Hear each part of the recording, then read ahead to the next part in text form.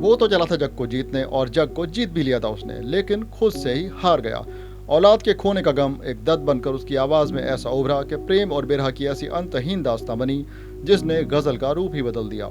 एक ऐसा गजल सम्राट और भारत का एक ऐसा रत्न बना जिसका कोई और सानी नहीं हो सकता। ये दास्तां है उस महान फनकार की जिसने अपनी मधुर आवाज से लोगों का दिल जीता और गजल सम्राट के रूप में अपनी पहचान बनाई। उस महान कलाकार का नाम है जगजीत सिंह। इनका बचपन का नाम तो जगमोहन सिंह है, लेकिन इन्हें जगजीत सिंह के नाम से ही जाना जाता है। जगजीत सिंह का जन्म 8 फरवरी 1941 को श्री गंगानगर राजस्थान में हुआ। यह अपने 11 भाई बहनों में से एक थे। इनके पिता का नाम सरदार अमर सिंह और माता का नाम बचन कौर था। इनका परिवार पंजाब के रोपड़ जिले से संबंध रखता था। इनके पिता एक सरकारी विभाग में नौकरी करते थे। इन्होंने अपनी स्कूल की शिक्षा श्री गंगानगर में ही पूरी की। इन्हें बचपन से ही गाने का बहुत शौक था। एक बार इनके स्कूल के एक कार्यक्रम में पंजाब के महान लोक गायक सरदार आसा सिंह मस्ताना, सुरेंद्र कौर और प्रकाश कौर जी भी आए हुए थे। जगजीत सिंह ने इस कार्यक्रम में एक पंजाबी गीत गाया। यह उनकी पहली स्टेज परफॉर्मेंस थी। गाने के बोल थे की तेरा एतबार वेराइया। इस गीत को लोगों ने बहुत पसंद किया।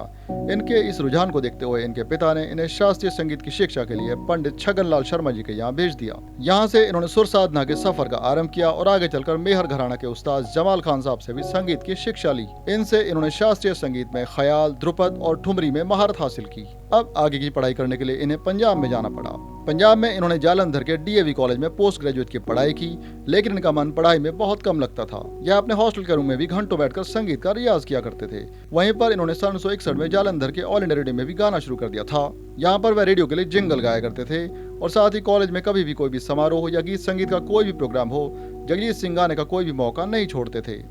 आगे चलकर इन्होंने हिंदी और पंजाबी गीत और गजल गायकी में एक ऐसे मुकाम को हासिल किया जो कि हर कलाकार को नसीब नहीं होता।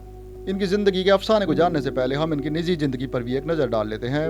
यह राजस्थान के एक पंजाबी सिख परिवार से संबंध रखते थे। बड़ा परिवार और आय के साधन कम होने के कारण इन्हें भी शुरू से ही काफी संघर्ष करना पड़ा। इनका विवाह सन 1969 में बंगाल की रहने वाली एक लड़की चित्रा सिंह से हुआ जो कि एक सुरीली गायिका थी। इनके यहाँ एक बेटे ने जन्म लिया जिसका नाम विवेक रखा गया। वैसे तो इनकी जिंदगी में काफी उतार चढ़ाव आए और उनकी जोड़ी ने पूरी दुनिया में अपनी एक अलग पहचान बनाई, लेकिन यह वह समय था जब हमारा देश आजादी के बाद फिर से अपने पैरों पर खड़ा हो रहा था। बंटवारे के घाव से अभी उभरा नहीं था और संगीत कला के सम्मान के लिए अभी समाज तैयार नहीं था। शादी के बाद इन दोनों ने मिलकर गजल गायकी का एक ऐसा इतिहास बनाया जो कि संगीत की दुनिया में सुनहरे अक्षरों में अंकित हो चुका है। अब हम बात करते हैं कि जगमोहन से जगजीत सिंह का सफर तय करके यह कैसे एक गजल सम्राट बने। जगजीत सिंह ने 1955 में गाने की शुरुआत कर दी थी। इनके पिता चाहते थे कि जगजीत आगे पढ़ाई करे और आईएएस ऑफिसर बने। सन 1961 में जालंधर में जब ये अपने कॉलेज की पढ़ाई कर रहे थे, तब इनके पिता ने इन्हें आगे की पढ़ाई करने के लिए हरियाणा की कुरुक्षेत्र यूनिवर्सिटी में भेज दिया। वहाँ इन्होंने एमए हिस्ट्री की पढ़ाई शुरू कर दी, लेकिन यहाँ भी इनका मन पढ़ाई में कम और संगीत में ज्यादा लगता था। यह केएल सहगल, तलत महमूद, लता मंगेशकर और मोहम्मद रफी साहब के फैन थे। अक्सर उनके गीतों को गुनगुनाते रहते थे। तभी इन्हें शिमला से एक गाने के कार्यक्रम के लिए निमंत्रण मिला। बस फिर क्या था, जगजीत सिंह वहाँ जा पहुंचे और अपनी आवाज के जादू से लोगों का दिल मोह लिया। इस शो में बॉलीवुड के मशहूर कलाकार ओम प्रकाश जी वहाँ आए हुए थे। उन्होंने जगजीत सिंह को सुना तो उन्हें बॉम्बे आने का ऑफर दिया। अब जगजीत सिंह ने एमए की पढ़ाई को बीच में ही छोड़ दिया और मायानगरी मुंबई में अपनी किस्मत को आजमाने के लिए निकल पड़े। यहाँ पर ओम प्रकाश जी ने इनकी मुलाकात उस समय के जाने माने संगीतकार मदन मोहन, शंकर जयकिशन और जयदेव जी से करवाई, लेकिन उन लोगों ने जगजीत की आवाज को उस समय पसंद नहीं किया। अब मुंबई में जगजीत के लिए रहना बड़ा ही मुश्किल सा हो गया। उनके पास जो पैसे थे वह भी खत्म होने लगे। अब या फिर से वापस जालंधर लौट आए। वापस तो लौट आए, लेकिन इनका मन मायानगरी की दुनिया से बाहर नहीं निकल सका था और या फिर से मुंबई जाना चाहते थे। अब इनके एक मित्र हरदमन सिंह भोगल ने इनकी मुंबई जाने में सहायता की और जगजीत सिंह ने सन 1965 में मुंबई की ओर रुख किया। यहाँ पर एक बार फिर से जीवन में संघर्ष का दौर शुरू हो गया। यहाँ पर यह एक किराए के गेस्ट हाउस में रहने लगे और साथ ही संगीत के लिए भी काम खोजने लगे। अब जगजीत सिंह ने शादी पार्टियों के अलावा प्राइवेट गजल नाइट्स में भी गाना शुरू कर दिया। यहाँ से जगजीत सिंह की एक पहचान बनने लगी। अब साल 1966 में इन्हें इस समय की जानी मानी म्यूजिक कंपनी HMV के लिए एक एल्बम रिकॉर्ड करने का मौका मिला। यहाँ पर इनकी 2 गजल रिकॉर्ड की गई। गजल के बोलते अपना गम भूल गए, जो कि इन्होंने मुकेश जी के अंदाज में गाया था, और दूसरी गजल साकिया होश कहाँ था। इस रिकॉर्ड को बहुत लोगों ने पसंद किया और इस एल्बम के बाजार में आते ही 5000 कॉपीज बिक गईं। साथ ही उन्हें फिल्मों में एक्टिंग करने का भी मौका मिला। उस समय के सुपरस्टार राजेंद्र कुमार की एक फिल्म अमन, जो कि सन 1977 में रिलीज हुई थी, इस फिल्म में इन्होंने राजेंद्र कुमार के एक सरदार दोस्त की भूमिका निभाई थी।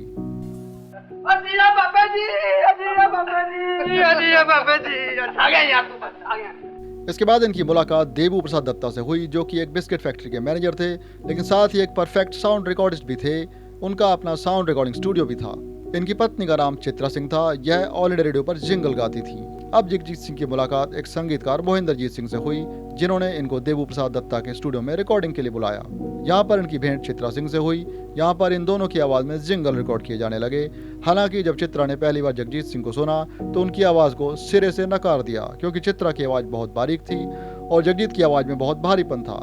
लेकिन इनके बावजूद भी इनके जिंगल्स रिकॉर्ड किए गए और बहुत पॉपुलर भी हुए। अब इनके एल्बम भी रिकॉर्ड होने लगे। जगजीत सिंह ने चित्रा सिंह के साथ लगभग 20 भारतीय प्रादेशिक भाषाओं में रेडियो जिंगल गाया। इसके बाद इन्होंने अपना ऑर्केस्ट्रा ग्रुप बनाया और शादी पार्टियों के अलावा गजल नाइट्स में भी गाने लगे। इधर सन 1968 में चित्रा सिंह का अपने पति देवू दत्ता से तलाक हो गया, लेकिन कुछ समय के बाद इनकी शादी जगजीत सिंह से हो गई। इसके बाद इन दोनों की जोड़ी ने गजल और गीतों का एक ऐसा इतिहास रचा जिसको कि सदियों तक याद किया जाता रहेगा। जगजीत सिंह ने सन 1966 से 2011 तक लगभग 80 फिल्मों में हजारों गीत और गजलें इस संगीत जगत को दी, जिसमें धार्मिक, फिल्मी, लोकगीत के अलावा कई प्रादेशिक भाषा में भी थीं। इनकी कुछ हिट एल्बम्स में से कुछ यह हैं: सन 1982 की द लेटेस्ट, जिसकी गजल, सन 1983 की एल्बम ए मेरे दिल, जिसमें गीत हम तो हैं परदेश में, एक और एल्बम बियॉन्ड टाइम्स जो कि 1987 में रिलीज हुई, सन 1990 की एल्बम समवन समवेयर, सन 1996 में मिराज, सन 1998 में सिलसिले, सन 2000 में शहर और कई ऐसी अनगिनत एल्बम से उन्होंने गीतों और गजलों से संगीत जगत को भर दिया। जगजीत की जोड़ी गायकी चित्रा सिंह के अलावा लता मंगेशकर, सुधा मल्होत्रा और आशा भोसले के साथ भी काफी पसंद की गई। एल्बम्स के अलावा बॉलीवुड में भी इन्होंने काफी लंबी पारी खेली।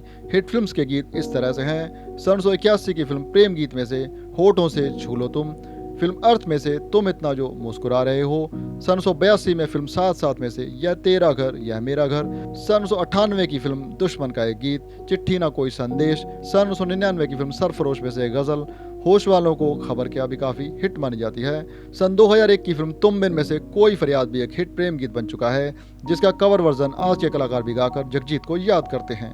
इन्होंने सन 1978 में पंजाब के महान कवि शिव कुमार बटालवी जी की कविताओं का एक एल्बम बेरहादा सुल्तान में रिलीज किया गया, जिसे पंजाबी संगीत में काफी सम्मान दिया गया। सन 2002 में प्रधानमंत्री अटल बिहारी वाजपेयी जी की लिखी हुई कविताओं का एक संग्रह एल्बम संवेदना को भी रिलीज किया गया। इतने लंबे समय तक इतना काम करने के लिए इन्हें भारत सरकार द्वारा सन 2003 में पद्म भूषण पुरस्कार से सम्मानित किया गया। सन 2014 में भारत सरकार द्वारा इन पर 2 डाक टिकट भी जारी किए गए। आगे चलकर इनकी जिंदगी में एक ऐसा तूफान आया कि इनकी सारी दुनिया ही उजड़ गई। इन्हें इस बात का बिल्कुल भी अंदाजा नहीं था कि जिस पौधे को वह बड़े ही प्रेम से पाल रहे हैं, वह एक ही झटके में एक तूफान से उखड़कर कहीं दूर जा गिरा, इतनी दूर जहां से कोई वापस नहीं आता, केवल उसकी यादें ही आती हैं।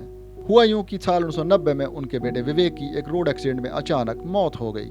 विवेक की मौत के बाद जगजीत और चित्रा दोनों एकदम सदमे में आ गए और काफी समय तक गाना नहीं गाया। चित्रा सिंह ने तब से गाना ही छोड़ दिया और उसके बाद उनकी कोई एल्बम रिकॉर्ड नहीं की गई। लेकिन बेटे को खोने का गम जगजीत के सीने से दर्द भरी आवाज लेकर ऐसा निकला जिसने दर्द भरी गायकी से एक और इतिहास की रचना कर दी। संगीत जगत को अपनी गजलों और गीतों से इतना अमीर बना देने के बाद यह महान सितारा 10 अक्टूबर सन 2011 को इस दुनिया को अलविदा कह गया। इनकी मौत मुंबई में ब्रेन हैमरेज होने से हुई, लेकिन उनके जाने के बाद भी उनकी दीवानगी का जादू हर उम्र के लोगों पर छाया हुआ है। संगीत जगत में जगजीत सिंह का नाम सदा के लिए अमर माना जाएगा।